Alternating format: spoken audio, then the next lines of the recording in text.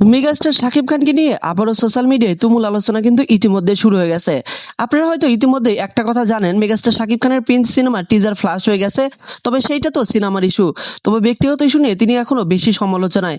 আপনারা হয়তো ইতিমধ্যে জানেন শবনম বুবলী নাকি দ্বিতীয় বাচ্চা জন্ম দিতে আমেরিকাতে পৌঁছে গেছেন, এটা মিডিয়া সূত্রে আমরা জানতে পেরেছি।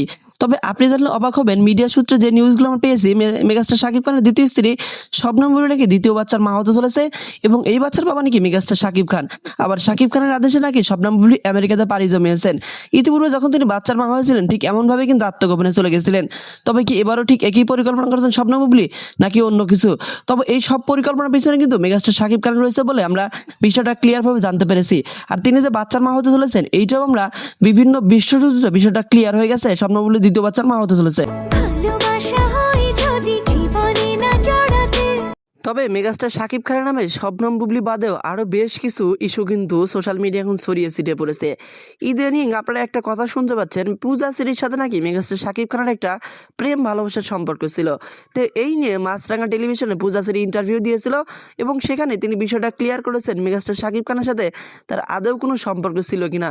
মেগাস্টার শাকিব খানকে নিয়ে ইদানিং একটু বেশি সমালোচনা হচ্ছে। অপু বিশ্বাস এবং শবনম বুবলী বাদেও আরও বেশ কিছু লোকের সাথে তার সমালোচনা হচ্ছে। তো চলুন আমরা কিছু শুনে আসি পূজাশ্রীর মুখ থেকে। আমার কাছে মনে হয় কি, এখন আমরা যদি মনে করেন ধোয়া তুলসী পাতাও হই, দর্শক সেই নেগেটিভ ভাবেই নেবে যে না ওদের মধ্যে প্রেম আছে। তো গোলুর প্রসঙ্গে আসছে, কারণ গোলুই থেকে এমন এমন খবর বের হচ্ছিল এবং পরবর্তীতে শাকিব খান পূজাচেরির প্রেম, এবং রীতিমতো এখনো কিন্তু শোনা যায় যে শাকিব খানের এক্স ছিল পূজাচেরি। তাহলে তো শাকিব খানের সাথে সব কাজই আমি করতাম, কোথায় গোলুই কেন থেমে গেল? সেটাই আমার প্রশ্ন। মানে শাকিব খানের সাথে এই দুইটা প্রশ্নের উত্তর দাও, যে আসলে কি প্রেম ছিল? না না, প্রেম কেন থাকবে? আমি তাকে মানে সে ছোটবেলা থেকে আমাকে দেখেছে, আমি তাকে ছোট থেকে দেখে আসছি। প্রেমটা এত ইজি না ভাইয়া, এত তো বললাম আর প্রেম হয়ে গেল তা তো না। মানে আমি আমি ভাইয়াকে, সাকিব ভাইকে যথেষ্ট পছন্দ করি অ্যাজ আ পার্সন হিসেবে, তারপর অ্যাজ আ অ্যাক্টর হিসেবে খুবই পছন্দ করি। সো প্রেম এত ইজিলি আসলে হয় না, কিন্তু একটা ভালো আন্ডারস্ট্যান্ডিং ছিল আমার সাথে। আমি যাদের সাথেই কাজ করি আমার সবার সাথে খুব ভালো আন্ডারস্ট্যান্ডিং। আচ্ছা, তাহলে সেকেন্ড কোয়েশ্চেনটা তুমি করে দিয়েছো, সেটা আমার প্রশ্ন যে ভালো আন্ডারস্ট্যান্ডিং থাকার পরও সেই গোলুই কেন থেমে গেল? তারপরে কেন এই জুটিকে আমরা দেখলাম না? আমার কাছে মনে হয় কি, এখন আমরা যদি মনে করেন ধোয়া তুলসী পাতাও হই, দর্শক সেই নেগেটিভ ভাবেই নেবে যে না ওদের মধ্যে প্রেম আছে, ওদের মধ্যে মানে কিছু একটা আছে। তো আমি পার্সোনালি আমি চাচ্ছিলাম যে কোনো স্ক্যান্ডালে না গিয়ে আমি বাবা আমার মতন কাজ করি। Are you single? আপনার কি মনে হয় আমাকে দেখে? একদমই না।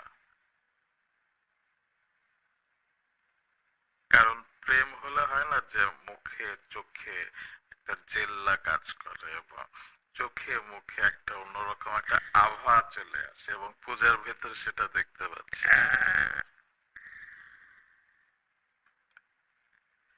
সো পূজার নীরবতাই কিন্তু সম্মতির লক্ষণ। কার সাথে প্রেম করছো?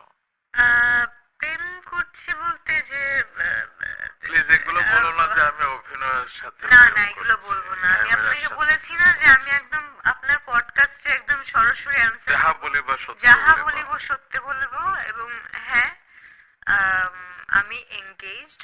ওয়াও, এটা এই ফার্স্ট টাইম আপনার শোতে আমি বললাম। Oh my God. So of course অনেক বলেছি যে ভাই আমি সিঙ্গেল, অনেক সিঙ্গেল, অনেক single, but no I am not single. তোমার আংটিটা দেখি। না না, এটা আমার পার্সোনাল আংটি। আংটি থাকলে আমার এই আমগুলো থাকবে। এখন পর্যন্ত ওরকম ভাবে কোনো কিছু হয়নি, বাট অফকোর্স আমি সিঙ্গেল না। From media? No, out of media, no way, impossible. No way কেন? আমি আমি যেই প্রফেশনে থাকি কিংবা যেই প্রফেশনে আমি আছি সেই প্রফেশনের মানুষকে আমি বিশ্বাস করতে পারি না।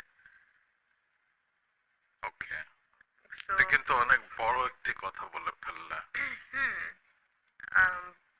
কারণ আমি সবসময় নিজের প্রফেশনের মানুষকে দেখে এসেছি, তো বিশ্বাস করাটা খুবই টাফ। সো আমি চাই একটা সাংসারিক মেয়ে হতে। আমি চাই ডিভোর্স নামক যে একটা ওয়ার্ড আছে সেই ওয়ার্ডটা আমার লাইফে না আসুক। হয়তোবা আমি এমনও করতে পারি, আমার সংসার লাইফটাকে ঠিকঠাক রাখার জন্য আমি আমার মিডিয়াও ছেড়ে দিতে পারি। এটা আমার খুব শখের একটি জায়গা, আমার ভালোবাসার একটি জায়গা। আমি ছোটবেলা থেকে অনেক স্ট্রাগল করে আমি এই পর্যন্ত এসেছি। আমার মায়ের স্ট্রাগল ছিল, আমার স্ট্রাগল ছিল। সো ওই স্ট্রাগলটা আমি চিন্তা ভাবনা করি, কিন্তু আমার সংসার বাঁচানোর জন্য আমি ছেড়ে দিতে পারি। তোমার বিয়ের প্ল্যান কবে? মানে আমি একটু হিসাব করছি কবে ও অ্যাক্টিং ছাড়তে পারে, তার আগে অনেক কাজ কেন দেখতে হবে। আপনি কি চান খুব তাড়াতাড়ি তার আগে ছেড়ে অনেক দিই? অনেক কাজ দেখতে হবে। দেখা যাক না, অবশ্যই। বাট আমার কারণ যে তুমি একবার বলেছিলে যে প্রেম আর কাজ একসাথে চলে না। হ্যাঁ হ্যাঁ, এটা মানে যে আমার যে পার্টনার, সে পূজা একটু he's a আমাকে very- একটু হজম করতে দাও। পূজা বলছে আমার পার্টনার। ও মাই গড, দেখছো আমার অনুমান কিভাবে সত্যি না? আমি বলছিলাম ও তোমাকে, মাই তুমি গড, গ্রো আমি জানি না করছো। এরপরে কিভাবে দর্শক নিবে, বাট আমি আমি অনেস্ট হতে চাই এবং অনেস্ট অ্যান্সার দিচ্ছি। এত লুকোচুরি আসলে আমিও পছন্দ করি না। হ্যাঁ, রোজার মাস, আমিও মিথ্যা কিছু শুনতে চাই না। হ্যাঁ, লুকোচুরি আমি আমি বিয়ে করলে আমার পুরো পৃথিবী জানবে যে আমি বিয়ে করছি। আমি প্রেম করলে পুরো পৃথিবী জানবে যে আমি প্রেম করছি। অবশ্যই সেটাই তো হওয়া উচিত। সো আমি আমি নিঃসন্দেহে আমি আমি কোনো ডাউট না রেখে আমি বলছি। বাট আমার যে partner, he is very supportive. সে আমাকে সবকিছুই ছেড়ে দিয়েছে, আমার মায়ের মতন আমাকে বলেছে যে তোমার যদি এটা করতে ইচ্ছে করে, কাজ করতে ইচ্ছে করে, তুমি করবে। তোমার যদি এটা ছেড়ে দিতে ইচ্ছে করে, তুমি ছেড়ে দিবে। বাট তুমি তোমার চাওয়াটাকে তুমি প্রাধান্য দাও। সো এই জিনিসটা আমি পাচ্ছি এবং আমার কাছে মনে হয় সারাজীবনই পেয়ে যাব। বাট আমার যে ফিলিংস, আমার কাছে সবসময় মনে হয় যে দুইটা ব্যালেন্স করা খুবই টাফ। দাঁড়িপাল্লায় একই জিনিস দিলেও একটু তো 19-20 হবে। 19-20 হবে। সো 19-20 আমি চাই না, 20-এ 20-ই চাই। ও, সো যদি মনে হয় যে আমি ব্যালেন্স করতে পারছি, ব্যালেন্স করব। যদি মনে হয় যে একটু ইমব্যালেন্স হয়ে গেছে, আই উইল লিভ। তোমার বিয়ের প্ল্যান কবে? দেখতে পারবেন অবশ্যই। মানে এই এবং বছর? আমার না না না না, আমি আমি আমি এটা বলতে পারবো না। এই বছর হতে পারে, সামনের বছর হতে পারে, 5 বছর পরেও হতে পারে। বাট লেটস সি কি হয়।